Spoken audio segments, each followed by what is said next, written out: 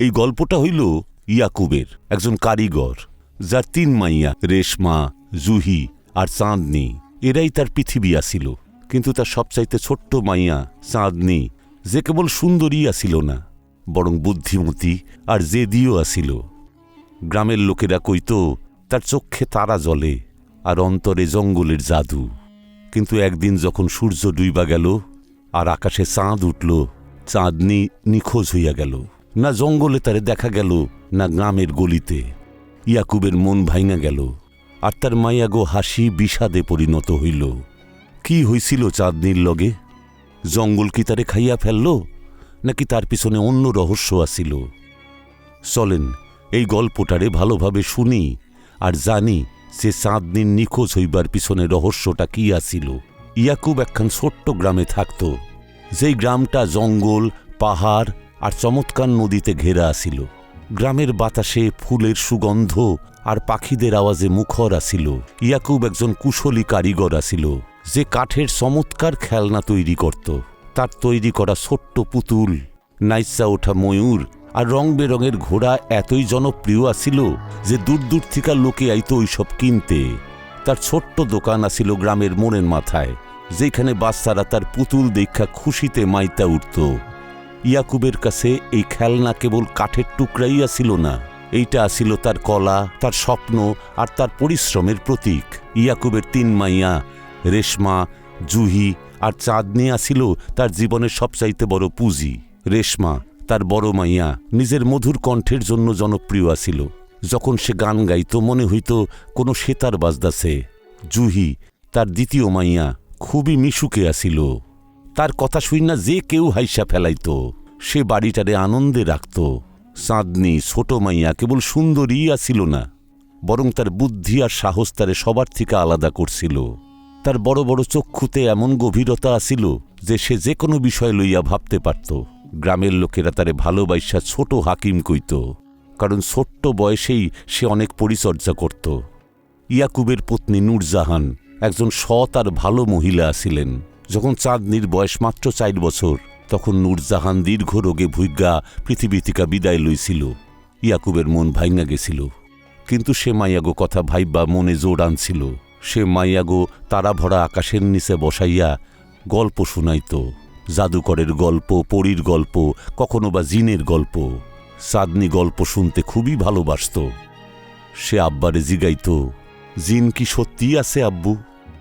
ইয়াকুব হাইসা জবাব দিত, হইতেও পারে মা, কিন্তু তারা আমাগো থেকে দূরে থাকে। মাইয়ারা এখন বড় হইয়া গেছিল। রেশমা রান্নাঘরে খাবার বানাইত, আর তার তৈরি করা ক্ষীরের সুগন্ধ পুরা গ্রামে ছড়াইয়া পড়ত। জুহি ঘরদোর পরিষ্কার করত আর উঠানে রঙিন আলপনা দিত। চাঁদনি তার আব্বার দোকানে সাহায্য করত। সে খেলনায় রং করত, ছোট ছোট গয়না বানাইত আর খরিদ্দারগুলোকে মিষ্টি মিষ্টি কথা কইত। যখন ইয়াকুব বাজার যাইত, তখন মাইয়ারা আব্বার জন্য খাবারের ডিব্বা সাজাইত, গরম রুটি, ডাইল, সবজি আর তার পছন্দের চাটনি। ইয়াকুব তার বন্ধুগুলোকে বৈশা খাওয়ার খাইত আর নিজের মাইয়াগো প্রশংসা করত। গ্রামের পাশে একখান বড় জঙ্গল আসিল, যা রহস্যে ভরা আসিল। জঙ্গলের গভীরে একখান ভাঙা বাড়ি আসিল, যেইটা লইয়া লোকজন নানান কথা কইত। কেউ কইত ওইখান থিকা রাইতের বেলা নানান আওয়াজ শোনা যায়, যেন কেউ ফিসফিস কইরা কথা কয়। কেউ কইত ওই ভাঙা বাড়িতে একখান জিন থাকে, যে কখনো মাইনষেরে ভয় দেখায়, কখনো সাহায্য করে। গাঁয়ের বয়স্করা বাচ্চাগো ভয় দেখাইত, খবরদার জঙ্গলে যাইবা না, জিন কিন্তু তোমাকে ধইরা নিয়ে যাইব। ইয়াকুবও তার মাইয়াগো ভয় দেখাইত, জঙ্গলের দিকে কখনো একা যাইবা না, ওইখানকার রাস্তা বিপজ্জনক। রেশমার জুহি জঙ্গলের নাম শুইনাই ভয়ে চুপ কইরা যাইত, কিন্তু চাঁদনির মন ওই জঙ্গলরে দেখনের লইগা অস্থির হইয়া উঠত। সে ভাবত, না জানি জঙ্গলে কোন রহস্য লুকাইয়া আছে। একদিন গ্রামের সরপঞ্চ ইয়াকুবরে ডাইকা পাঠাইল। সরপঞ্চের পোলার নিকা হইতাছিল, আর সে চাইতাছিল ইয়াকুব তার লইগা বিশেষ খেলনা তৈরি করে, কাঠের নাইচা ওঠা মিয়া বিবি, যা নিকার আসরে আমন্ত্রিতদের আনন্দ জুগাইব। ইয়াকুব রাজি হইয়া গেল, কিন্তু তারে কিছুদিনের জন্য গ্রামের বাইরে থাকতে হইত। সে তার মাইয়াগো ডাইকা পাঠাইল আর কইল, আমারে কয়েকদিনের লইগা বাইরে যাইতে হইব, তোমরা বাড়ির খেয়াল রাখো, কেউ কাউরে ছাইরা থাকবা না, আর জঙ্গলের দিকে ভুইলাও যাইবা না। রেশমা কইল, আব্বা তুমি চিন্তা কইরো না, আমি সব সামলায়া নিমু। জুহি হাইসা উঠা কইল, আর তাড়াতাড়ি ফিরবা, নইলে তোমার ক্ষীরটা কে খাইব। চাঁদনির মুখে হাসি খিল্লা গেল, কিন্তু তার মন জঙ্গলে যাওনের লইগ্যা অস্থির আসিল। ইয়াকুব যাওনের পর বাড়িটা চুপচাপ হইয়া গেল। রেশমার জুহি তাগো কাম লইয়াই ব্যস্ত আসিল। চাঁদনি ভাবল, এইটাই সুযোগ জঙ্গল দেখনের। যদি আমি অহন না যাই তাইলে কোনোদিন যাইতে পারুম না। সে তার দিদিগো কইল, আমি একটু বাইরে ঘুরতে যাইতাছি, তাড়াতাড়ি ফিরে আসুম। রেশমা কইল, বেশি দূর যাইবা না, আর সূর্য ডোবার আগেই ফিরে আইবা। চাঁদনি তারে হ্যাঁ কইল, কিন্তু তার উদ্দেশ্য আসিল অন্য কিছু। সে ছোট্ট একখান টুকরি হাতে নিল, যার মধ্যে সে 2টা রুটি, একটা ঘটিতে পানি আর ছোট্ট একখান চাকু লইল। তারপর সে সোজা জঙ্গলের দিকে হাঁটা দিল। সূর্য ডুবতাছিল, আর জঙ্গলের হাওয়া ঠান্ডা হইয়া আইতাছিল। গাছের পাতা হাওয়ায় দুলতাছিল, আর তার ফাঁক দিয়া সূর্যের হালকা আলো মাটিতে পড়তাছিল। চাঁদনির বুক ধুকপুক করতাছিল, কিন্তু সে সাহস হারাইল না। সে ভাবতাছিল, আমি কেবল একটুখানি আউগায় দেখুম, কোনো কিছু গণ্ডগোল লাগলেই চইলা আসুম। খানিকটা যাওনের পর সে একখান পুরাতন ভাঙা বাড়ির সামনে আইল। বাড়ির দেয়ালগুলি ভাঙা আসিল, আর বাড়িটার গায়ে একখান বড় গাছ আসিল, যার শিকড় বাকড় মাটির গভীরে গাঁথা আসিল, আর তার ডালপালা প্রায় আকাশ ছুঁইয়া ফেলছিল। ভাঙা বাড়ির সামনে একখান ছোট্ট পুকুর আসিল, আর তার পানি এত পরিষ্কার আসিল যে তাতে চাঁদের প্রতিচ্ছবি ফুইটা উঠত। চাঁদনি টুকরিটা মাটিতে রাখল, আর ভাঙা বাড়িটার দিকে দেখতে লাগল। তার মনে হইল কেউ তারে দেখতাছে। সে চারদিকে তাকাইল, কিন্তু কাউরে দেখতে পাইল না। সে মনে মনে ভয় পাইল, কিন্তু নিজেরে বুঝাইল, চাঁদনি তুই মিথ্যা ভয় পাইতাছিস, এইখানে তো কেবল গাছপালা আর পাথর পইড়া আছে। তখনই চারদিকে একখান ঠান্ডা বাতাস ছড়াইয়া পড়ল। গাছের পাতাগুলি জোরে জোরে দুলতে লাগল, আর একখান আলো ঝলকাইয়া উঠা একখান চেহারা দেখা গেল। সে আসিল একজন লম্বা সুন্দর নওজোয়ান। তার পোশাক রেশমের মতো চমকাইতেছিল, আর চারপাশে আসিল সোনালি আভা। তার চক্ষু 2টা আগুনের মতো জ্বলতাছিল, আর তার মুখে লাইগা আসিল এক রহস্যময় হাসি। চাঁদনি ভয় পাইয়া পিছনে চইলা গেল। তারপর সাহস কইরা কইল, তুমি কে? এইখানে কি করতেছ? নওজোয়ান গভীর মিষ্টি গলায় কইল, আমি জাফর, এই জঙ্গলের জিন। আমি এইখানে অনেক দিন ধইরা থাকি, এইটা আমার অঞ্চল। তুমি কে যে বিনা অনুমতিতে এই জঙ্গলে আইছ? চাঁদনির গলা শুকায় গেল, কিন্তু সে হাইরা গেল না। সে জবাব দিল, আমার নাম চাঁদনি, আমি গ্রামে থাকি, আমি কেবল জঙ্গল দেখতে আইছি। আমি জানতাম না এখানে কেউ থাকে। যদি তোমার খারাপ লাইগা থাকে আমি অহনি চইলে যামু। জাফর চাঁদনিরে গভীর চোখে দেখল। তার সারল্য, তার মিষ্টি আওয়াজ আর তার সাহস তারে প্রভাবিত কইরা ফেলল।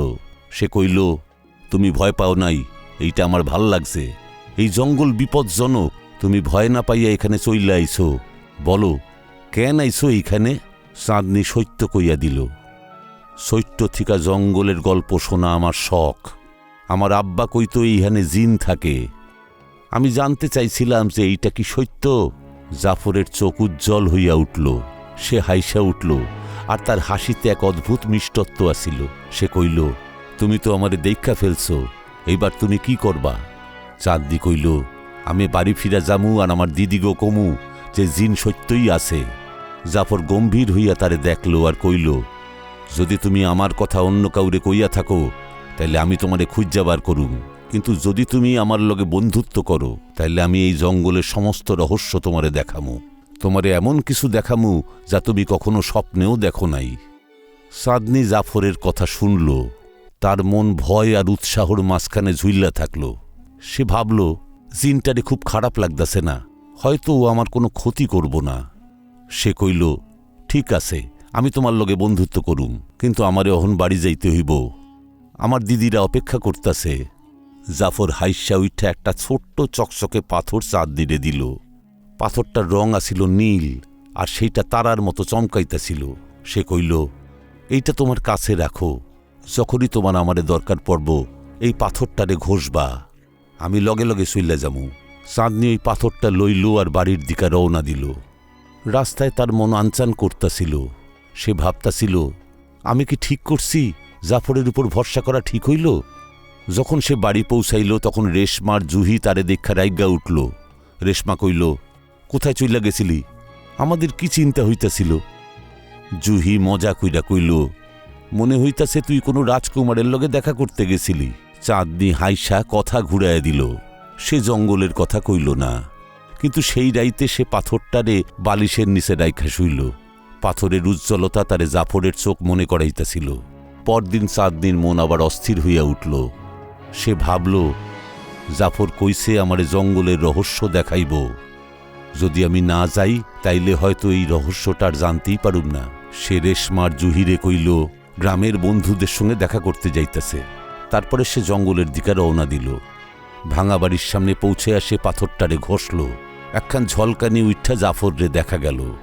তারে আইজকা আরো সুন্দর দেখাইতাছিল। তার পোশাক আশাকে রূপার উজ্জ্বলতা আসিল, আর আইজকা তার হাসিটাই আসিল অন্যরকম। জাফর কইল, চলো আইজ তোমারে আমি জঙ্গলের সবচাইতে সুন্দর জায়গাটা দেখামু। সে চাঁদনির হাত ধরল, আর এক পলকের মধ্যে তারা জঙ্গলের গভীরে পৌঁছায় গেল। সেইখানে একটা ঝর্ণা আসিল, যার পানিতে রামধনুর রং আসিল। ঝর্ণার পাশে রং বেরঙের ফুল ফুইটা আসিল, যার গন্ধ বাতাসে ছড়াইতাছিল। জাফর একখান ফুল নিয়া চাঁদনির চুলে লাগাইয়া দিল, আর কইল, এই ফুলটা তোমার মাথায় খুব ভাল লাগতাছে। চাঁদনি লজ্জা পাইল। সে কইল, এই জায়গাটা তো জাদুর মতো লাগতাছে, এইসব কি তুমি বানাইছ? জাফর হাইসা কইল, এই জঙ্গলটাই আমার দুনিয়া, এখানে সব কিছু আমি নিজের মতো কইরা তৈরি কইরা নিতে পারি। সে চাঁদনিরে একখান গাছ দেখাইল, যার ফল আসিল সোনালি রঙের। সে একখান ফল লইয়া চাঁদনিরে দিল।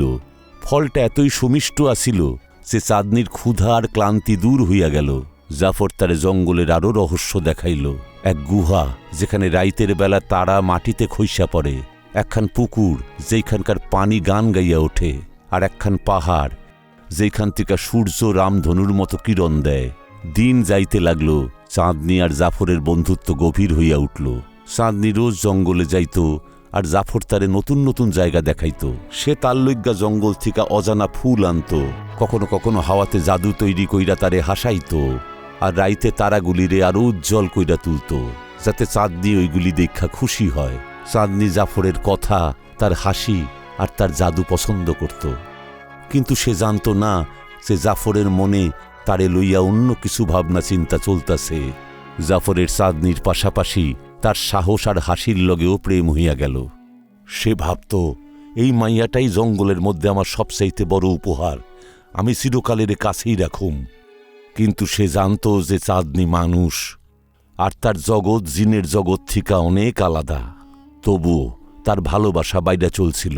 এক রাইতে যখন চাঁদনি আর জাফর ঝর্ণার পাশে বইসা আসিল, জাফর গম্ভীর গলায় কইল, চাঁদনি, তুমি এই জগতে আমার কাছে সবচাইতে মূল্যবান জিনিস। আমি তোমারে ভালোবাসি। তুমি আমার লগে আমার জাদুর জগতে চলো।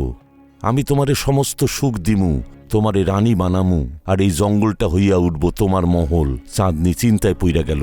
সে কখনো ভাবে নাই যে জাফরের মনে তারে লইয়া এইরকম চিন্তা ভাবনা আছে। তার মনের ভিতরটা অস্থির হইয়া উঠল।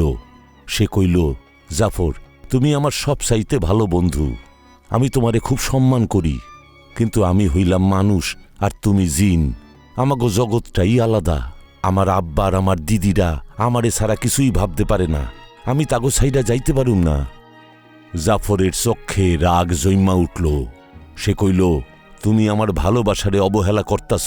তোমারে আমি আমার জগতের সমস্ত রহস্য দেখাইছি, তারপরেও তুমি আমারে ছাইরা যাইতাছ। চাঁদনি ভয় পাইয়া গেল, কিন্তু সে সাহস হারাইল না। সে কইল, জাফর, সত্যকারের ভালোবাসা জোর কইরা পাওন যায় না।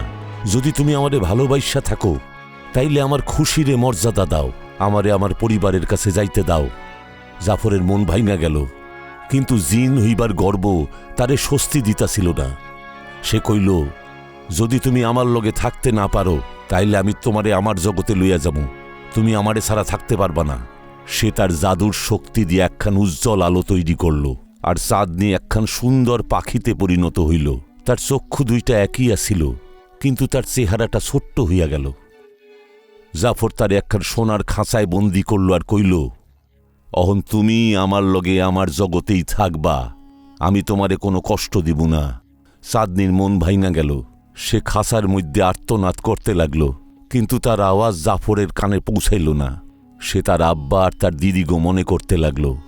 জাফর তারে তার জাদু মহলে লইয়া গেল, যেইটা জঙ্গলের সবচাইতে গভীরে আসিল।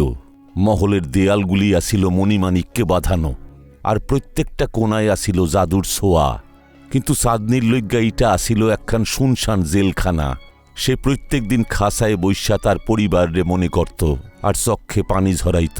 ওইদিকে রেশমা আর জুহি চাঁদনিরে বাড়িতে না পাইয়া চারদিকে খোঁজাখুঁজি শুরু করল। তারা গ্রামের প্রত্যেকটা জায়গায় খুঁজল, কিন্তু চাঁদনির কোনো খবর পাওয়া গেল না। ইয়াকুব সেই সময় বাড়ি ফিরে আইছিল। যখন সে চাঁদনির নিরুদ্দেশ হইবার খবর পাইল, তার মনটা ভাইঙা গেল। সে গ্রামবাসীগো সাহায্য লইল আর জঙ্গলের ভিতর খোঁজাখুঁজি শুরু করল। কিন্তু জঙ্গল এত ঘন আসিল যে কেউ ওই ভাঙা বাড়ি পর্যন্ত পৌঁছাইতে পারল না। রেশমার জুহি প্রত্যেক রাইতে কান্ত, আর ইয়াকুব তার মাইয়ারে হারাইয়া ফেলনের কষ্টে ডুইবা থাকত। কয়েক মাস কাইটা গেছিল। চাঁদনি খাঁচায় বন্দি আসিল। জাফর তারে ভালোবাসত, কিন্তু তারে উদাসী দেখা অস্থির হইয়া উঠত। সে চাঁদনির লইগ্যা জাদুর ফুল, নানা রঙের পালক আর মিষ্টি ফল লইয়াইত, কিন্তু চাঁদনির মনের কষ্ট দূর হইত না। এক রাইতে চাঁদনি খাঁচায় বৈশা তার আম্মারে মনে করল।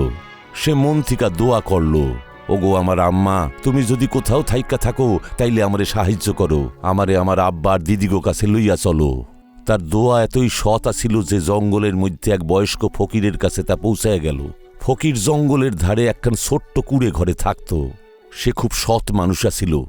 তার জাদু শক্তি আর জিনগো জগৎ লইয়া গভীর জ্ঞান আছিল। সে তার জাদুর পুস্তক খুলল আর চাঁদনির অবস্থা দেখল। পুস্তকের পাতায় চাঁদনির ছবি ফুইটা উঠল, যেইখানে সে একখান পাখি হইয়া খাঁচায় বন্দি আছিল। ফকির বুঝতে পারল যে এটা কোনো শক্তিশালী জিনের কাম। সে তার ঝোলা উঠাইল আর জাফরের মহলের দিকে রওনা দিল। মহলে পৌঁছাইবার রাস্তা খুব সহজ আসিল না। জঙ্গলের চারদিকে কাটা গাছ আসিল আর রাস্তায় জাদু বিছানো আসিল, কিন্তু ফকিরের সততা আর শক্তি সমস্ত বিঘ্নরে দূর কইরা দিল। সে মহলের দরজায় পৌঁছাইল আর জাফররে ডাকল। জাফর দেখা দিল আর রাগের চোটে কইল, তুই কে যে আমার মহলে ঢোকনের সাহস দেখাইছস? ফকির শান্ত স্বরে কইল, আমি একজন সাধারণ মনুষ্য। আমি ওই মায়াটার লইগ্যা আইছি যারে তুমি আটকাইয়া রাখছ। চাঁদনি কি অপরাধ করছে? তুমি তারে পাখি বানাইছ কেন? জাফর গর্বের লগে কইল, চাঁদনি আমার, আমি তারে ভালোবাসি। সে আমারে ছাড়া থাকতে পারবো না। তুই আমার রাস্তা থেকে সইরা যা, নইলে তোরে পুরাইয়া ছাই কইরা দিমু। ফকির হাইসা কইল, জাফর, তোমার প্রেম সত্য হইতে পারে, কিন্তু সত্য প্রেম জবরদস্তি কইরা হয় না। যদি তুমি চাঁদনিরে সত্য সত্যই চাইয়া থাকো তাইলে তার খুশি ফিরাইয়া দাও। জাফরের রাগ বাইরা গেল। সে তার জাদুর শক্তি দিয়ে আগুনের গোলা ফকিরের দিকে ছুড়ল, কিন্তু ফকির তার ছড়ি হাওয়ার মধ্যে ঘুরাইল আর আগুন হাওয়ায় অদৃশ্য হইয়া গেল। ফকির কইল, আমি তোমার লগে লড়তে আসি নাই, আমি কেবল তোমারে সত্য দেখাইতে চাই। ফকির তার জাদুর পুস্তক খুলল আর তার থেকে একখান আলো বাইরেইল। ওই আলোতে চাঁদনির ছবি ফুইটা উঠল, যেই ছবিতে সে খাঁচার ভিতর কান্তা ছিল। জাফর চাঁদনির দুঃখিত মুখ দেখল আর তার মনটা অস্থির হইয়া উঠল। ফকির কইল, জাফর, যদি তুমি চাঁদনিরে মুক্তি দাও সে চিরকাল তোমারে মনে রাখব, কিন্তু যদি তুমি তারে বন্দি কইরা রাখো তাইলে সে তোমারে ঘৃণা করব। জাফর দীর্ঘশ্বাস ফেলাইল। তার জিন হইবার গর্ব আর তার ভালোবাসা পরস্পরের লগে লড়তাছিল।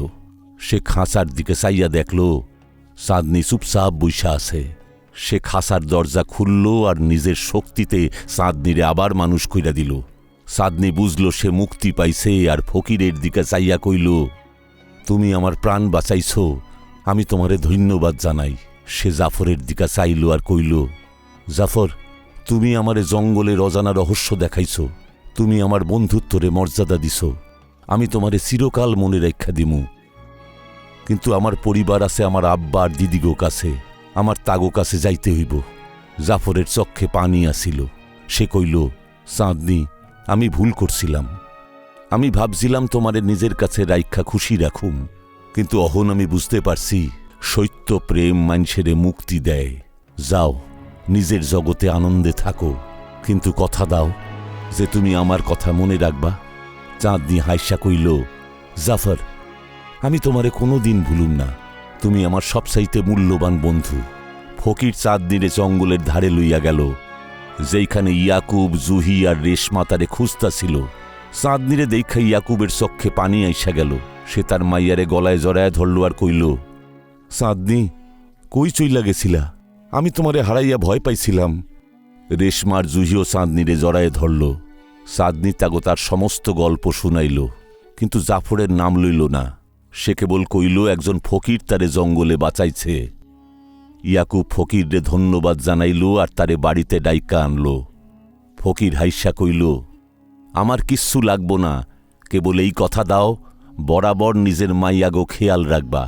এরপর থিকা চাঁদনি জঙ্গলে যাওয়া ছাইরা দিল। সে তার আব্বা আর দিদিগো লগে আনন্দেই থাকতে লাগল। কিন্তু মাঝে মধ্যে যখন সে একা থাকত, তখন সে ওই নীল পাথরটা দেখা হাইসা উঠত, যা জাফর তারে দিছিল। জাফর জঙ্গলে ফিরা গেছিল। সে চাঁদনিরে মনে কইরা প্রত্যেক রাতে তারাগুলিরে উজ্জ্বল কইরা তুলত, আর জঙ্গলের ফুলগুলিরে তার হাসির মতো সুন্দর কইরা তুলত। গ্রামে চাঁদনির সাহস আর বুদ্ধিমত্তার গল্প ছড়াইয়া পড়ছিল, আর লোকেরা তারে জঙ্গলের রানী কইরা ডাকতে শুরু করল। যদি আপনাকে ওই ভিডিও ভালো লাগা থাকে তাইলে লাইক অবশ্যই করেন, কমেন্টে জানান কেমন লাগছে গল্প, আর নিজেকে বন্ধুগুলোকে শেয়ার করতে ভুললেন না কিন্তু। আর যদি এই ধরনের গল্প আরও শুনতে চান তাইলে স্টোরিওয়ালা চ্যানেলরে সাবস্ক্রাইব অবশ্যই করেন, আর বেল আইকন স্পর্শ করেন, যাতে পরের গল্প আপনি মিস না করেন। আবার দেখা হইব একখান গল্পের লগে, স্টোরিওয়ালার লগে, যেইখানে প্রত্যেকটা গল্পই জীবন্ত।